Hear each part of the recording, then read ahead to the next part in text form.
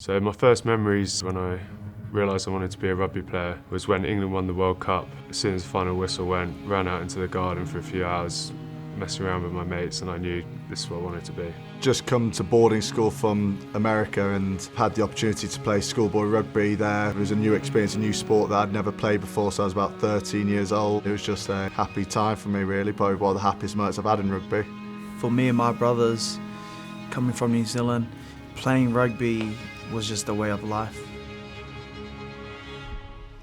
My best moment in my career was winning the LV Cup. Lots of very close friends in the team. Sharing that moment with them will stick with me forever. Getting the opportunity to play in the quarterfinals of the European Cup at the Aviva Stadium against Leinster, 70,000 people. I felt just really empowered. I felt it was an opportunity that I never thought would happen in my life. Making my All Blacks debut in South Africa, there was an accumulation of a lot of hard work, a lot of setbacks, and just a crazy dream come true. The lowest moment of my rugby career was my comeback game from a shoulder injury. My parents had turned up to watch. It was supposed to be a real happy return playing at the Rico, and then my first carry in got knocked in the leg and my leg was facing the touchline and my foot was facing straight, and you know at that point that your life has pretty much changed for the worse. When you're injured, you feel isolated, you feel a loss of identity, you feel very separated from the group, you just feel very frustrated with why has it happened, you know, why can't I heal myself quicker? It really starts making you question yourself. Leaving home from New Zealand has been a real challenge.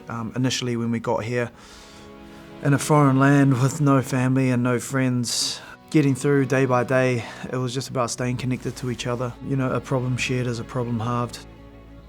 I'd say the typical stereotypes you put with a rugby player is, you know, macho, physical, you want to try and be intimidating on the pitch, you don't want to show any sign of weakness, and mental health is definitely something that people perceive as being a weakness. Anyone battling with depression knows that you sort of push the people closest away from you. You don't want to acknowledge you're down or depressed. You're supposed to be this tough sportsman, so you don't really want to accept it, and if you tell yourself you're fine.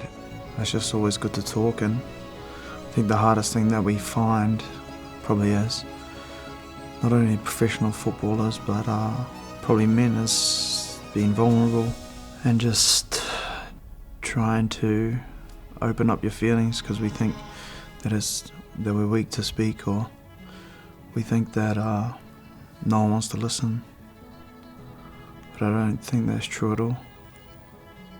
Obviously people say it's all about you've got to talk to people, but I think it's also about the listening. You've got to be active listeners for those people around you, and really just try and push each other to talk and express their feelings, and if someone's acting slightly differently, you know, think about what the reasons might be behind it and try and help them to open up. I just wish that we talked more. I wish some of the people who have left, some really good friends and family who have left this earth too soon, were able to talk more. When you talk about mental health, it brings everyone together. You may think you're suffering on your own, but actually there are plenty of other people going through exactly what you're doing, so it's just great to be able to share that experience and maybe even talk through strategies to try and overcome them. If rugby players like myself and people that young kids supposedly look up to can talk and can be vulnerable and can share our feelings, and maybe kids and other people who are going through things can be as well, and that just might save a life.